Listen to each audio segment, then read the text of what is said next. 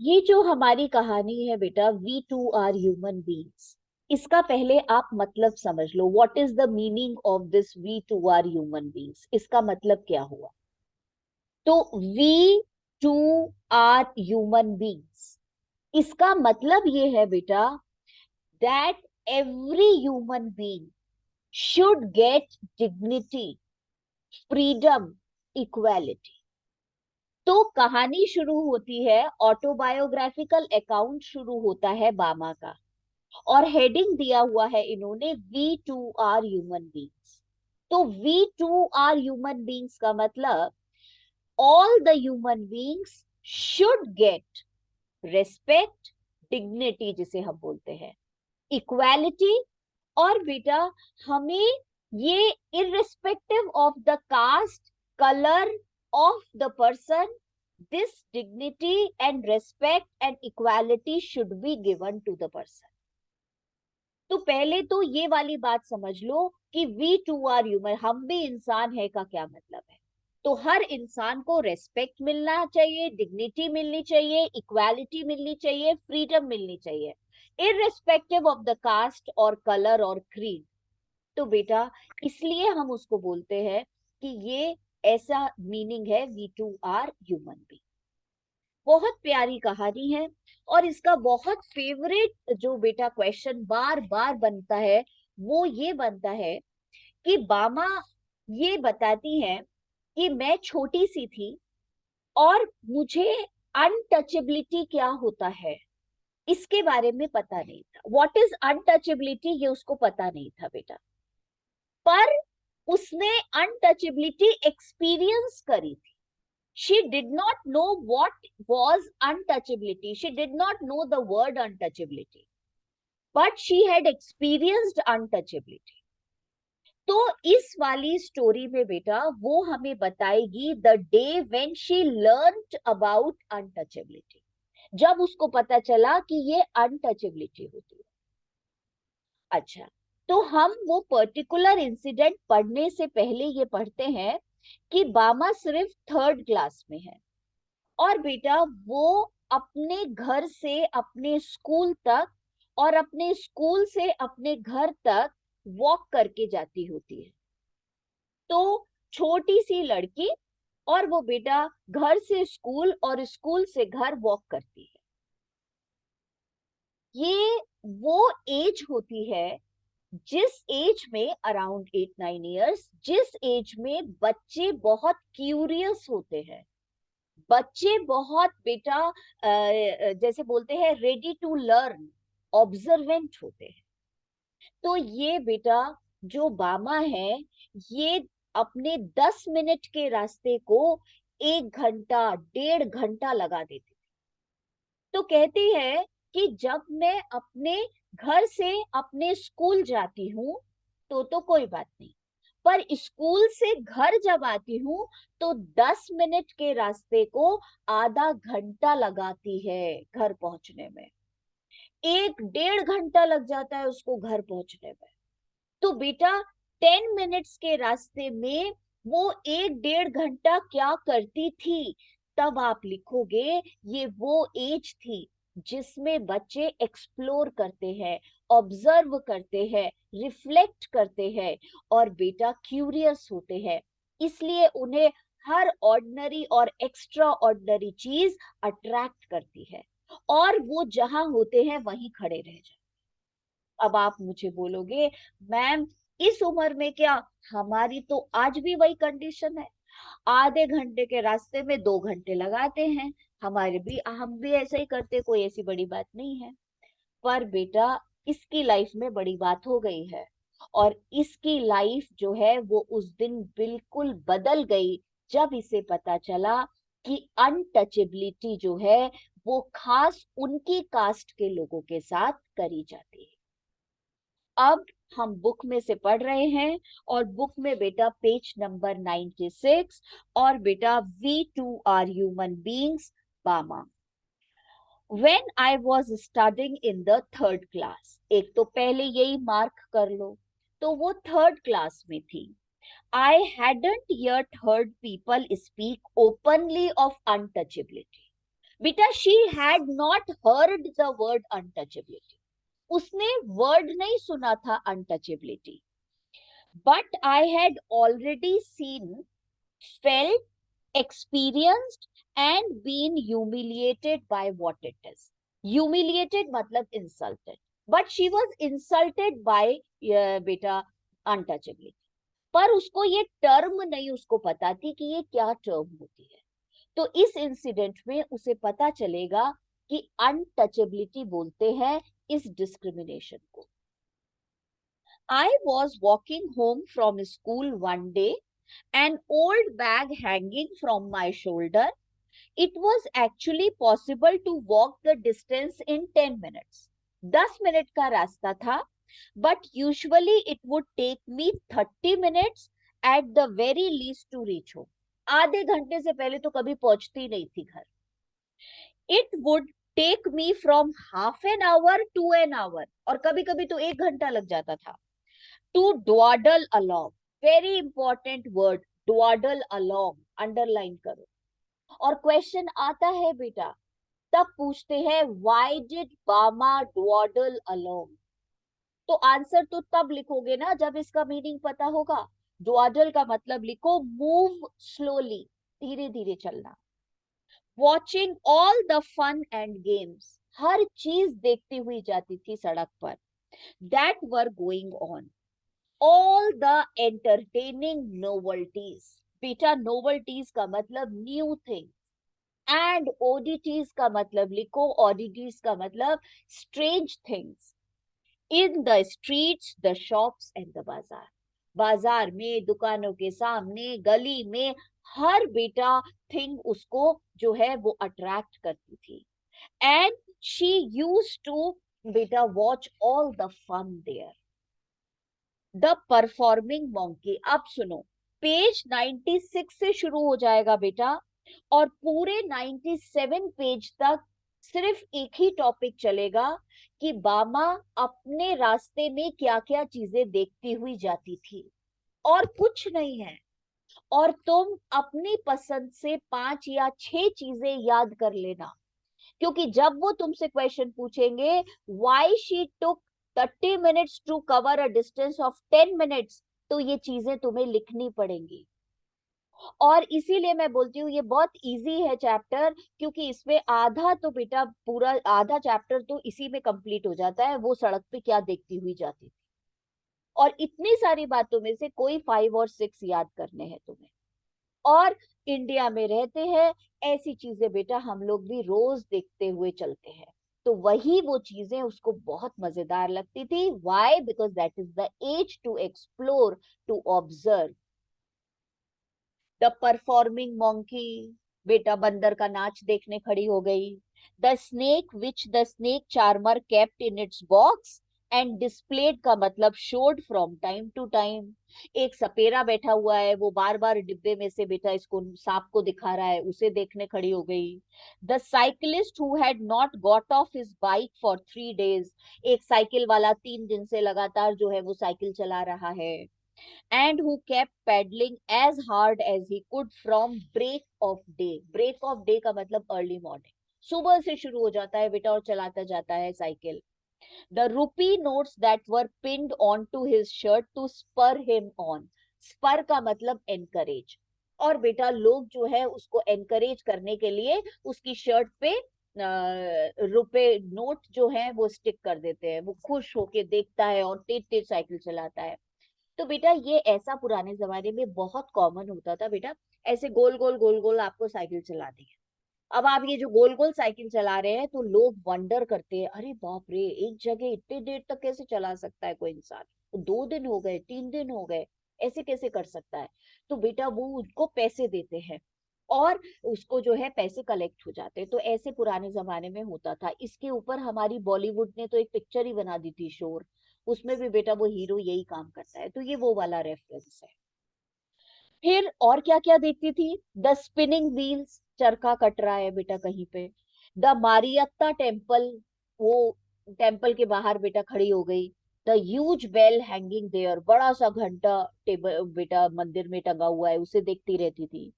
The Pongal offerings being cooked in front of the temple, प्रसाद बन रहा है मंदिर के सामने। The dried fish stall by the statue of Gandhi, और बेटा गांधी जी की जो है वो स्टेचू है, उसके पास में वो मछली की दुकान, मतलब वो गंदी वाली जिसमें से स्मेल आती है, वहां खड़ी होके देख रही है। बच्चे ऐसे ही होते हैं बेटा, हर चीज उनको अच्छी लगती होती है। द स्वीट स्टॉल, मिठाई की दुकान। The stall selling fried snacks, बेटा तले हुए जो है वो नाश्ता वहां पे सेल हो रहा है। And all the other shops next to each other, हर दुकान जो पास पास में है। The street light always demonstrating how it could change from blue to violet, और कुछ चीज नहीं तो बेटा जो ट्रैफिक लाइट है उसी को देख रही है, कैसे वो वायलेट हो गई, कैसे ग्रीन हो गई, कैसे ऑरेंज हो गई, अलग अलग तरीके से देखती रहती है, उसको वो देखने में मजा आता है स्ट्रीट लाइट को। The Narikuravan hunter gypsy with his wild lemur in cages, और बेटा ये जो है जिप्सी, जो वो बेटा कबीले वाले होते हैं, ट्राइबल पीपल, वो एक लंगूर पकड़ के ले आए हैं, उसे सड़क पे रख दिया है पिंजरे के अंदर, उसे देख रही है। से बेटा फिर selling needles, clay beads and instruments for cleaning out the years, सड़क किनारे बेटा वो छोटी सी स्टॉल लगी हुई है जिसके ऊपर वो कान साफ करने वाले और धागे और सुई धागे मिल रहे हैं, उसे देखती थी। Oh I could go on and on, मतलब एवरीथिंग, एवरी बेटा ordinary thing attracted her, each thing would pull me to a stand still, और बेटा हर चीज कहती है मुझे अट्रैक्ट करती है, and she stopped walking and not allow me to go any further, और कोई भी चीज मुझे आगे जाने ही नहीं देती थी, मैं खड़े होके उसे ही देखती रहती थी। At times people from various political parties would arrive, कई बार गांव में बेटा पॉलिटिकल पार्टीज आ जाती थी। Put up a stage and harangue, harangue का मतलब लिखो बेटा, हैरेनग्यू का मतलब लिखो long speeches through their mikes, और खूब लंबी लंबी स्पीचेस देते थे माइक में से। Then there might be a street play, कहीं बेटा नुक्कड़ नाटक हो रहा है, और अ पपेट शो हो रहा है, और uh no magic no miracle stunt performances हो रही हैं। All these would happen from time to time, but almost certainly there would be some entertainment or other going on. कोई ना कोई एंटरटेनमेंट जरूर चलता था। तो बेटा ये पूरा का पूरे में से कोई भी आप 5-6 चीजें याद कर लेना कि उसको क्या देखती थी सड़क पे, और उसे क्या अच्छा लगता था, और इतना टाइम क्यों लगाती। इवन अदरवाइज, और बेटा अगर ये परफॉर्मेंसेस नहीं होती थी, there were the coffee clubs in the bazaar, और बेटा वो जहाँ कॉफी बनती है वो होते थे। तो कॉफी पुराने जमाने में कैसी बनती थी, टिपिकल जो कॉफी होती है साउथ इंडिया की, वो ऐसे बनती है, दो हाथों में ग्लासेस होते हैं और बेटा ऐसे ऐसे करके उसको उसके अंदर वो झाग लेकर के आते हैं। तो कहती है the way each waiter cooled the coffee, lifting a tumbler high up, tumbler मतलब glass, and pouring its contents into a tumbler held in his other hand, और the way some people sat in front of the shops chopping up onion. तो या तो बेटा वो coffee इधर से उधर डाल रहे हैं ग्लास में, वो बहुत मजा आता था देखने में, या फिर बेटा हाँ होटल के बाहर वो प्याज कट काट रहे हैं, आंखों में से आंसू निकल रहे हैं, फिर वो उधर देख रहे हैं, ये देखने में उसको बहुत मजा आता था। Or the way some people sat in front of the shops chopping up onion, their eyes turned elsewhere so that they would not smart मतलब बेटा tears, or the almond tree, और बादाम के पेड़ लगे हुए हैं growing there, and its fruit which was occasionally blown down by the wind, और बेटा बादाम के पेड़ में से वो नीचे गिर गए हैं बादाम, और वो खाने में बहुत मजा आ रहा है। All these sights taken together would, tether word लिखा है बेटा, टीथर का मतलब लिखो टाइड, बांधना, my legs and stop me from going home. तो बेटा ये क्वेश्चन तो डायरेक्ट आएगा, तुम आंसर लिख भी दोगे। Why did she take 10 minutes? Why did she take 30 minutes to cover a distance of 10 minutes? जो क्वेश्चन घुमा के पूछेंगे तब तुम परेशान हो जाओगे। बेटा हाउ एवरीथिंग टीथर्ड हर, तो टीथर का मतलब भी बांधना, तो यही सारी चीजें लिखनी है। वाई डिड बामा डॉडल अलोंग, क्यों धीरे धीरे जाती थी, तो भी यही सारी चीजें लिखनी। तो ये पर्टिकुलर तुम रहना बेटा कि यही सारी चीजों में से 5-6 आपको याद होनी चाहिए। And then according to the season there would be mango, कभी बेटा आम का ठेला लगा है, cucumber, sugar cane, sweet potato, palm shoots, gram, palm syrup and palm fruit, guavas and jack fruit, fruits और वेजिटेबल्स देख रही हैं. Every day I would see people selling sweet and savory fried snacks, payasam, halwa, boiled tamarind seeds and iced lollies, वो बर्फ का गोला. तो हर चीज मिलती थी और ये हर चीज देखती. अब बेटा यहाँ पर टर्निंग पॉइंट आ रहा है उसकी लाइफ का. अब हम पेज 97 लास्ट पैराग्राफ से थोड़े से सीरियस हो जाते हैं. गेजिंग का मतलब looking at all this, one day I came to my street. उस दिन यही सब नजारे देखते हुए ये अपनी स्ट्रीट पर पहुंची.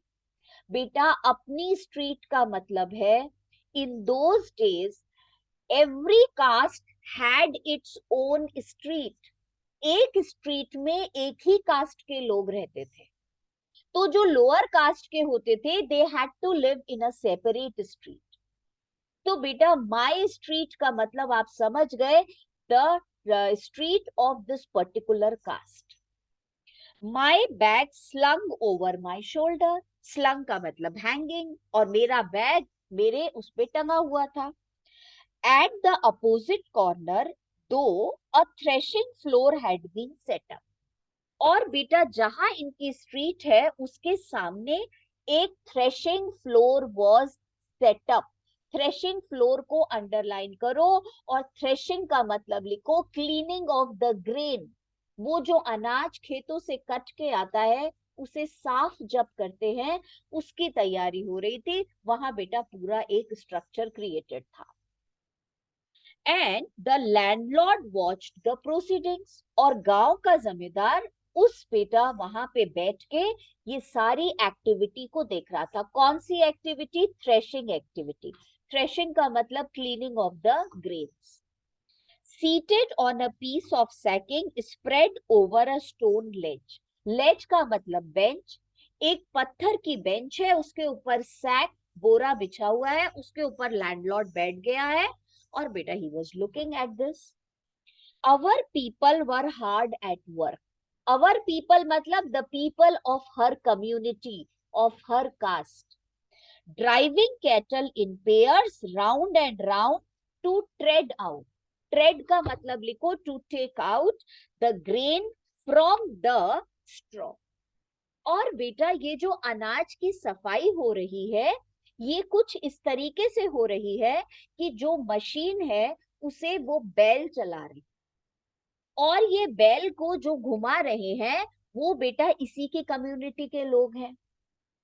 और ये जो अनाज है इसे उसके बेटा कवर में से ऐसे साफ करने के लिए ये मशीन चलाई जा रही. द एनिमल्स मतलब वो जो कैटल है, वो जो बैल है, वर मुजल्ड. मुजल्ड का मतलब टाइड विद द क्लॉथ. उनका मुंह बांध रखा है, नहीं तो बेटा वो क्या करेंगे, वो खा लेंगे अनाज. तो वो अनाज पे मुंह नहीं मारे इसलिए कैटल का जो मुंह है उसको टाई करा हुआ है. So that they wouldn't help themselves to the straw. Help मतलब eat. I stood for a while there, while मतलब time, watching the fun. तो कहती है मैं वहां रुक गई और मैं ये फन देख रही हूँ. कौन सा fun? Threshing floor and how the cattle were moving to tread out the grains from the बेटा cover.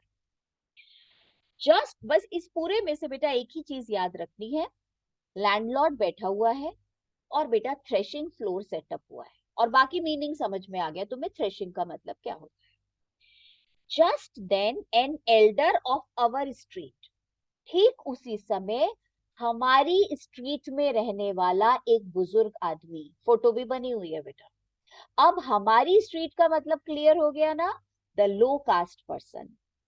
Came along from the direction of the bazaar. बाजार की तरफ से आता हुआ वो आदमी बूढ़ा दिखाई दिया. ये पहचान गई, अरे ये तो हमारी गली में रहता है.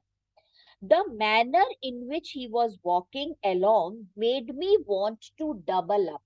Double up का मतलब laugh loudly. और जिस तरीके से वो चल के आ रहा था उस आदमी को देख करके बहुत तेज हंसी आई बामा को. I wanted to shriek with laughter. बेटा, she wanted to shout with laughter at the sight of such a big man carrying a small packet in that fashion. और बेटा फोटो भी बना हुआ है बुक में, देखो. That an elderly man packet को इस तरीके से लेकर के आ रहा है. उस बेटा मेथड को देख के she wanted to laugh. I guess there was something like vadai or green banana bhaji in the packet. और इतनी ऑब्जर्वेंट है बामा कि बेटा उसको दूर से ही पैकेट देख के पता चल गया इस पैकेट के अंदर या तो वो केले के भजिए होंगे या दाल के वड़ाई. और ये दोनों वर्ड्स याद रखना, क्या गेस किया उसने. और इससे पता चल रहा है शी वॉज वेरी ऑब्जर्वेंट. अच्छा, कैसे गेस किया उसने? Because the wrapping paper was stained with oil. वो बेटा जो रैपिंग पेपर है उसके ऊपर ऑयल लगा हुआ था. He came along holding out the packet by its string. वो आया बेटा और उसने जो है वो धागे से, वो पैकेट था, पैकेट पे धागा बंधा हुआ था और धागे से पैकेट पकड़ के आ रहा था. Without touching it, और पैकेट को he was not touching. I stood there thinking to myself, if he holds it like that, won't the package come undone? Undone by the break. और क्या ये ऐसे पैकेट को लेके आ रहा है, पैकेट फट नहीं जाएगा. एंड द वडाईज फॉल आउट, और इसके अंदर जो रखे हुए होंगे वड़ाई या भजी वो सारे नीचे जमीन पे नहीं गिर जाएंगे. ये क्या मजाक कर रहा है, ऐसे ऐसे लेके आ रहा है. The elder went straight up to the landlord. और बेटा ये बुजुर्ग आदमी जो है वो गया और जाकर के वो जमींदार के पास पहुंच गया, पैकेट को ऐसे ही लेकर के. बाउड लो, और जमींदार के सामने जाके बेटा दिस एल्डरली मैन ऐसे नीचे झुक गया. And extended the packet towards him. Extended का मतलब गेव द पैकेट, और पैकेट ऐसे आगे बढ़ा दिया. कपिंग द हैंड, और बेटा हाथ नीचे ऐसे कप के जैसे लगा लिया पैकेट के. That held the string with his other hand. The landlord opened the parcel and began to eat the vadai. अब देखो पूरा क्या हुआ. ये धागे में जो पैकेट लेकर के आया और ऐसे धागे से उसने पैकेट ऐसे आगे दिया, और जो जमींदार बैठा था उसने खाली पैकेट लिया, उसे खोला, और बामा का गैस बिल्कुल ठीक था, उसके अंदर वड़ाई थे बेटा जो दाल के बने हुए थे, और उसने खा लिया लैंडलॉर्ड ने. After I had watched all this at last I went home. अब ये घर गई. My elder brother was there. I told him the story in all its comic detail. और हंसते हंसते उसने पूरे बेटा अपने भाई को ये सारी बातें बताई. I fell about with laughter at the memory of a big man and an elder at that. और याद कर करके हंस रही हूँ, इतना बड़ा आदमी कितने फनी वे में पैकेट लेके आ रहा था. Making such a game out of carrying the parcel. But Anna you know बेटा, इसमें तमिल लैंग्वेज में बड़े भाई को बोलते हैं. But Anna was not amused. बेटा एम्यूज्ड मतलब he was not entertained. Anna told me the man wasn't being funny when he carried the package like that. वो कोई मजाक नहीं कर रहा था ऐसे पैकेट लेके जा रहा था तो. He said everybody believed that they were upper caste and therefore must not touch us. वो सारे के सारे लोग सोचते हैं कि वो अपर कास्ट के हैं और इसलिए हमारी छुई हुई चीजों को वो टच नहीं करते. If they did they would be polluted. अगर लोअर कास्ट के लोगों के हाथ से टच करेंगे तो वो पॉल्यूट हो जाएंगे, गंदे हो जाएंगे. That is why he had to carry the package by its string. इसलिए जबरदस्ती उसको धागे से लेके जाना पड़ा. बेटा when I heard this, अब इस पैराग्राफ पेज 99 पे जो फर्स्ट पैराग्राफ है उसके आगे लिखो रिबेल. और बेटा छोटी सी बच्ची है पर रिबेलियस है, वो बेटा सहन करने वालों में से नहीं है. तो स्पार्क ऑफ अ रिबेल देखो जरा. और फिर ये क्वेश्चन आता है उसको क्या क्या बेटा फीलिंग्स हुई जब उसके भाई ने उसको बताया. When I heard this, I didn't want to laugh anymore. And I felt terribly sad. बेटा terribly sad के आगे नंबर 1 लिख. सबसे पहले तो उदास हो गई, टेरिबली मतलब extremely. How could they believe that it was disgusting if one of us held that package in his hands, even though the vadai had been wrapped first in a banana leaf and then parceled in a paper? Because she was so logical and she thought वड़ाई खाने थे ना, तो वड़ाइज जो थे वो तो पहले banana leaf में रैप थे, उसके ऊपर कागज था, तो अगर कागज को टच करते तो वड़ाई कैसे पॉल्यूट हो सकते थे. तो शी वॉज बेटा logical to think that. I felt so provoked, बेटा एंग्री, दैट एंड एंग्री जैसे रिबेलियस हो गई, that I wanted to touch those wretched vadais myself straight away. अब देखो जो मैंने वर्ड लिखा है, she was such a rebellious child, और injustice she was not able to tolerate. And she thought कि अगर मुझे पहले पता होता कि ये ऐसा सोचा जाता है, तो फिर मैं उन वड़ाइस को अपने हाथ से पकड़ के फिर उस लैंडलॉर्ड के मुंह में खिलाती. खाओ और बताओ कैसे गंदे हो. तो बेटा कितना उसको देखो गुस्सा आ रहा है, ऐसा नहीं कि हाँ चुपचाप, हाँ हाँ हाँ. So she had the seed of a rebel. I felt so provoked and angry that I wanted to touch those wretched वड़ाइज. wretched बोल रही है बेटा उसको, troublesome वड़ाइज, वो बेकार के वड़ास. Myself straight away.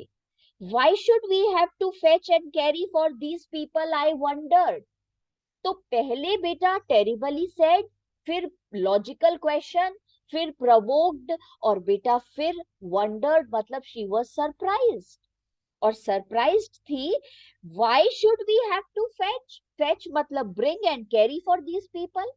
अगर हम लोग अनटचेबल्स हैं तो फिर लाने की क्या जरूरत है सामान उनके लिए.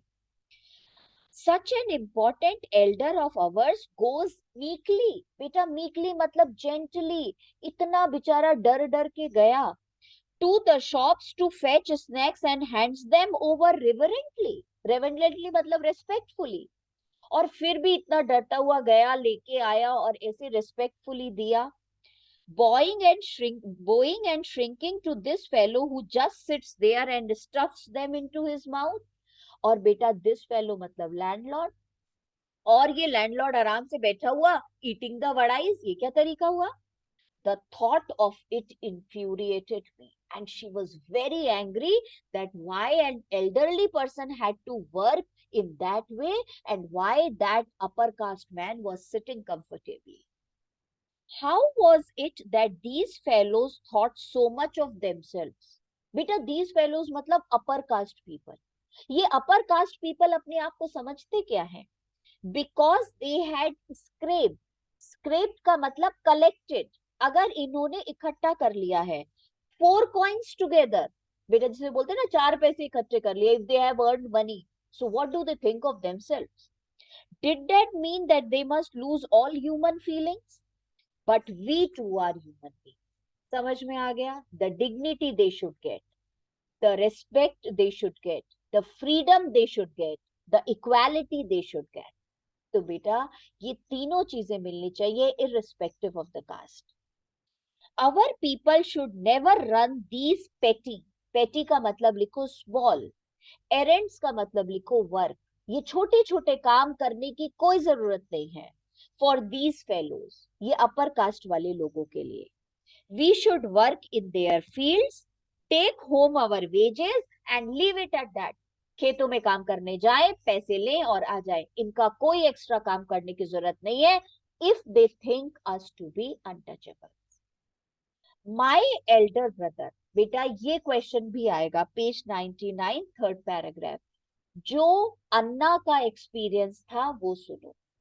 My elder brother who was studying at a university, ये गांव में नहीं रहता था इसका बड़ा भाई, यूनिवर्सिटी में पढ़ रहा था, had come home for the holidays, छुट्टियों में घर आया था. He would often go to the library in our neighboring village in order to borrow books. अच्छा बेटा बगल वाले गांव में जाके लाइब्रेरी में से किताबें लाके पढ़ता था. He was on his way home one day. एक दिन बेटा दूसरे गांव से ये लौट के आ रहा था इसका बड़ा भाई. Walking along the banks of the irrigation tank, तो जो बेटा irrigating fields है वहां से. One of the landlord's man came up behind. अच्छा बेटा, ये जमींदार के एक आदमी ने इसे देख लिया लड़के को, तो पहचान नहीं पाया, बच्चे जल्दी बड़े हो जाते हैं, तो वो जमींदार का आदमी पूछता है, अरे भाई कौन हो तुम, क्या नाम है तुम्हारा? तो बेटा उसने अपना नाम बता दिया। तो नेक्स्ट क्वेश्चन था, कहाँ कौन सी गली में रहते हो? तो बेटा गली में रहने का मतलब कास्ट पता चल जाएगा। जैसे मैंने बताया ना, उस जमाने में कास्ट के हिसाब से स्ट्रीट्स होती थी। तो how to hide your caste, और जैसे ही कास्ट पता चलती वैसे डिस्क्रिमिनेशन शुरू हो जाता। तो बेटा ये जो चीज है जिसे कोई नहीं छुपा सकता था। One of the landlord's man came up behind him, he thought my anna, anna looked unfamiliar, बेटा स्ट्रेंज लगा, and so he asked, who are you appa, what is your name? Anna told him his name. Immediately the other man asked, Thambi, बेटा भाई का नाम थाम्बी है, on which street do you live? The point of this was that if he knew on which street we lived, he would know our caste too. ठीक है, कल बेटा इसको थोड़ा सा बचा है, कंप्लीट करके लॉन्ग आंसर ले। ठीक, सी यू टुमारो एट 7 PM, थोड़ा जल्दी मिलेंगे।